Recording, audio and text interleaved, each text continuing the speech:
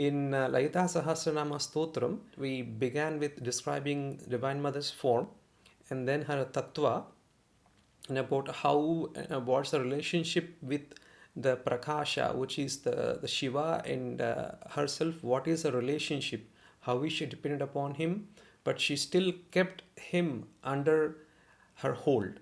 So and so forth, we went in detail. So now they are coming into a little bit more interesting philosophical, especially to do with Sri Vidya, is the Kundalini and the Chakras. All of those concepts are quite in depth, and it can take volumes to explain, and I want to dedicate one separate satsang just for that in the future. But for now, I will keep it simple, and I'll keep it to the context of what it helps us in understanding the thread of Lalita Sahasranama Stotram. Kulangana Kulantasta. Kula means family. Like we say Kula Devata, right? So it's a group or a tribe, someone together as a who have a relationship between. It's not like friend group. It's actually have a blood relationship between them, like a kind of tribe or community. So that is called a Kula. In Sri Vidya, Kula means that which belongs to the whole Kundalini. When I say Kundalini, what it means is we have two Sahasraras. Most popular is Sahasrara that we all have on Brahmarandra. That is called Akula, and the bottom one will have something else called Kula. And I'll come to just a bit why it is called Kula and Akula. The Kula is the Prakriti. Ku is the earth element, and La is associated and or absorption, right? So the earth element is where we all live, where we all experience the life in its substance and everything. It gives some purpose and everything. We can feel, we can touch, and all the Maya comes into that earth element. That is the last one, if you remember, all the tanmatras and all of those, and then we have these tattvas, right? Last one is earth, where it encompasses all of the Maya. That is Ku. Letter it means earth, and La means to get absorbed into it. So all of we are Kula because we are absorbed into this Maya of Prakriti. By that definition, we belong to Shakti, right? So that is called Kula. If you remember the Mooladhara, I mentioned last time that Moola is the base support for all of us, and the Mooladhara is the earth element as well. So the Kula, everything that starts from above Mooladhara until Agna Chakra is all Kula. So that's where you have influence of the Shakti or Prakriti or Maya upon the Jiva or the Supreme Shiva. But when it goes beyond Agna Chakra, that becomes the Sahasrara, that is called Akula. Because now that Shakti has crossed the boundaries of its control, and now that comes under the Akula Sahasrara, that is a final resting place for any Jivatma in order to get merged into the Paramatma. And Kula Sahasrara is the one that stay even below the Mooladhara. And you will see later when you start doing Sri Yantra Puja, the complete full version of Sri Yantra, we consider that we have something called Kula Sahasrara or Adha. Adha means bottom. Adha Sahasrara. Every chakra is denoted as a lotus. You see, all of these are Padmas. They all outshine. When you say Mooladhara right at the bottom, you see the four square, right? From there you go all the way till Sahasrara, and Agna I have two petals. So all of them are Padma. Only difference is that each of them have a different count of petals. So you have Agna Chakra, you have 4, and then we have 6, and then we have a 10, and then it goes on from 12 and 16, and then we have thousands, total of 50, and then we have all of them, we are more than that in the top chakra. Our goal is to transcend that Kula eventually as we do sadhana and the grace of Guru and Divine Mother, we transcend above. And we'll get to that, all the Grantis and what they denote and everything. And then we have one more chakras called Vishu chakra, which not people don't talk about it much. But Sri Vidya, we also address that better, that chakra which is under the Muladhara. So we start from Kula or Adha Sahasrara, that's the first stop. Second stop is Vishu chakra, and then come to Muladhara. So you go, so you have seven, and so if you see here, we have 6, 7, 8, total of 9 you have. 9 is, one is Bindusthana, so total of 9 chakras you worship, which is the same 9 avaranas for the Sri Yantra whom we are worshipping. So we literally transpose all of those chakras one by one into our body when we doing the nyasas to purify and to do archana. And that is as for Dakshinachara. So Kulangana, Kulantasta, Kula Angana, and that she who belongs to a Kula. Right? That's what a Kula Anga. Anga means part of it. So she belongs to Kula. Kulangana and Kulantastha. So Kula Antastha is that Kula who she is.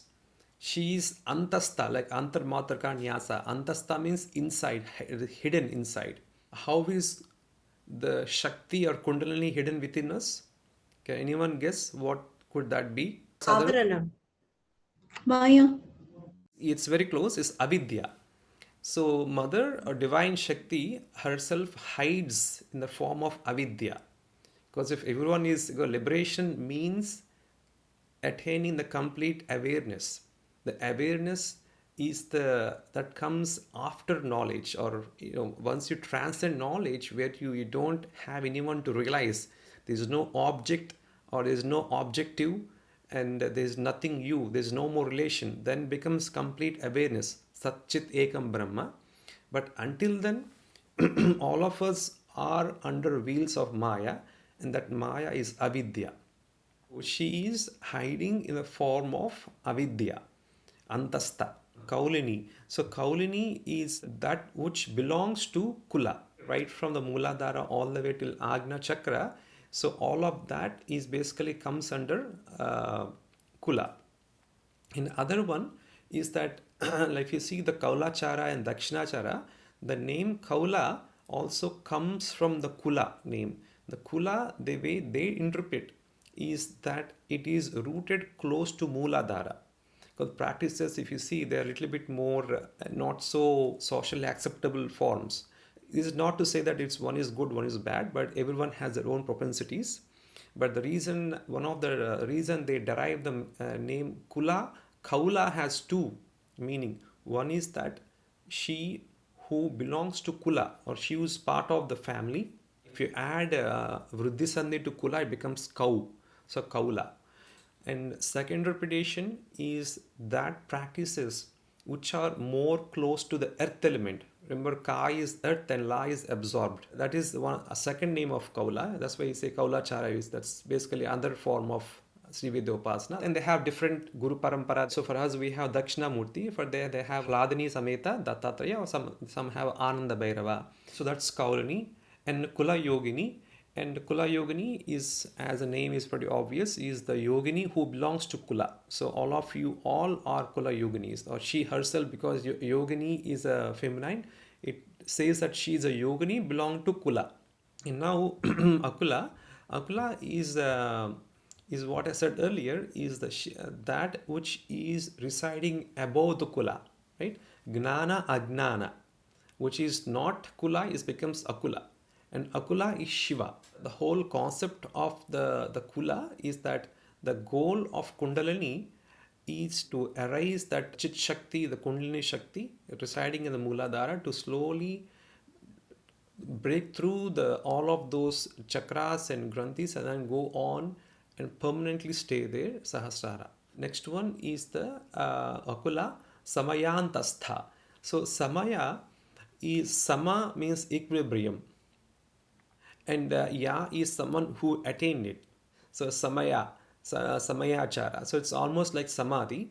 But here, Samadhi, you don't have any awareness. But Samaya is basically, we we do everything internally. Samayachara also, they are based upon scriptures written by the 5 rishis, which is Vashishta, Sukha, Sunanda, Sanaka, and Sanat Kumara. So all of these 5 rishis are the one who composed this, the treatise. They wrote the treatise about the Samayachara. It's very meditative in nature, and it's a different approach. So Samayachara Tatpara means she is always ready for someone to untap her through the Samayachara and lead her into the Shiva. Okay? Tatpara is always waiting, eager. Now comes the Mooladharai Kanilaya. There are a few concepts I need to introduce here. The Kanda is a group, and even though the chakras are defined very precisely, they regroup them into kandas. The Agni Kanda is the one that has both Swadhisthana and Mooladhara. And Surya Kanda is the one that has the Manipura and Anahata. And Somakanda has both the Vishuddhi and the Agna Chakra. If we imagine the Mooladhara to be the bottommost lotus, from it arises Ida and Pingala, Sushumna, 3 Nadis come out. They consider that the Bindu means the center point of the lotus in the Mooladhara, is called Kulakunda. The Kundalini, the snake, is represented typically as a 3.5 coils, and then it hides its face in the Kunda. The head is not pointing up. Its head is pointing down into the Bindu in the Kulakunda. That's why it's called Mooladhara. That's the Adhara. That's a place where the Kundalini is resting upon. Kunda is different, Kanda is different. Kanda is kind of like Sundara Kanda, in Aranya Kanda. It's kind of a compendium of various chapters. Similarly, we have multiple chakras which have been grouped into Kanda here. So Agni Kanda has Swadhisthana and Moola, and Surya has Anahata and Manipura, and Soma has Agnya and Vishuddhi. And then Sahasrara 7. Remember I said that we have 2 more chakras below the Mooladhara, which is the Vishu chakra and the Kula Sahasrara, total of 9. So we in Sri Vidya, we give very importance to these chakras, and we worship each and every energy in that and try to purify that so that we can perceive the Shakti in its true form and let her break through and reach the Akula. So Agni Kanda and Surya Kanda and Soma Kanda. So now you probably might have guessed who all did the Mahaganpati Yantra Puja. So now you see why we worship those 3 kalas, right? So we install for the Visheshargya, Samanargya, we have those. We start with the Agni Mandalam, and then we Surya Mandalam and Soma Mandalam, right? Because we also try to invoke their kalas into that each of the patras, and also we draw yantras. The point here is that Sri Vidya, that we worship all of these khandas as well as the chakras. And the other one that I want to mention here, Mooladhara and Swadhisthana together are referred to as Srishti. Srishti means eating and just not having any much intellect capacity, of always thinking about self-sustenance and not thinking anything about spiritual evolution.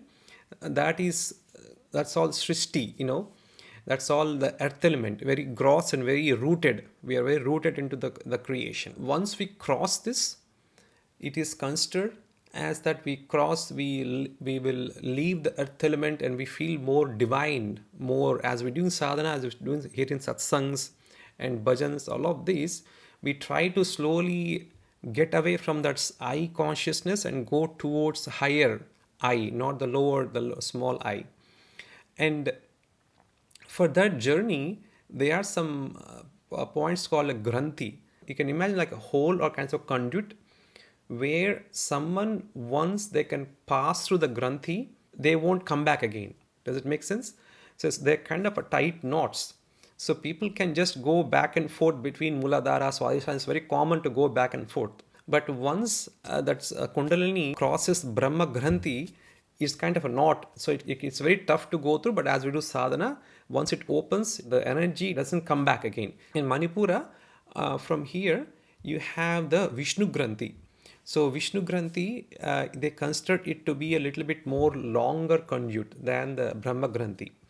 And the Anahata is tough to go there.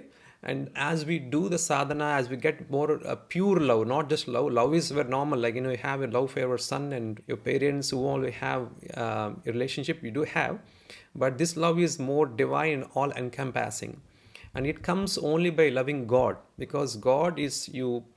If you seek him or seek her for a purpose, then it won't be for anahata, because you're still trying to identify that I am this, so I have this materialistic, again, material means earth element. So we have that kind of gross desires. I want to have this big house or this car and so on and so forth, right? But the pure love for God, it arises as we do more sadhana with Guru's blessings. You can feel that pure love and the knowledge that we have, and that's a Vishnu Granthi. After that, Ajna to Sahasrara is called the Rudra Granthi. The final one, as I said, the Granthi, very tight set of Nadis going together. So our body has about 74,000 Nadis. Some scripture say was 132,000, or some say 74,000 Nadis. But all of these kind of, they interconnected networks, in other words. And these Granthis are the place where they are very coagulated. And once our consciousness transcends them, it will be, it's kind of a one milestone. So similarly, after we cross Rudra Granthi, we're going to go to Ajna, and from Ajna, with Guru's grace, we'll go to Sahasrara. That is the permanent resting place. We have Kula and Akula. Sahasrara is where one soul, the Jivatma, can permanently go and stay with Paramatma and becomes one forever, which is what is depicted here in this picture. Is that as we go from here, one by one, all the petals get opened up as we chanting, do nyasas, and as we purify and identify ourselves with the sound of that letters, with the bijakshara, with anuswara, finally we exit this door. That's why if you see a lot of sadhus, when especially the higher realized souls, when they depart the body, they leave from the top Brahmarandhra. We have many countless number of people whom we know and whom we don't know, and they all are trying to help. Any time one person or is seeking God seriously, the help is bound to come, even though you don't ask. And because they have a different kind of channels that you don't tune to, but they can easily tune and can know who is where and what they need at what time. The Mula Dharaika Nilaya Brahma Granthi Vibhedini. So Mula Dharaika Nilaya, the base of her essence is Muladhara, because that's where she is hiding her head. And Brahma Granthi Vibhedini is a she who can make us cross the Brahma Granthi. And then the Kundalini starts residing in Manipuranta Rudita. And Manipuranta Rudita, Manipura is called so because it is considered to be like a 10 jeweled place. She is more radiating like a very kind of a red color, which resembles the gems. And Vishnu Granthi Vibhedini, and then they crosses the Vishnu Granthi, and then she goes on to Anahata, and then Vishuddhi, and then comes Rudra Granthi. So this is the essence of what I was trying to tell today. Sri Mate Namaha, Sri Gurubhyo Namaha.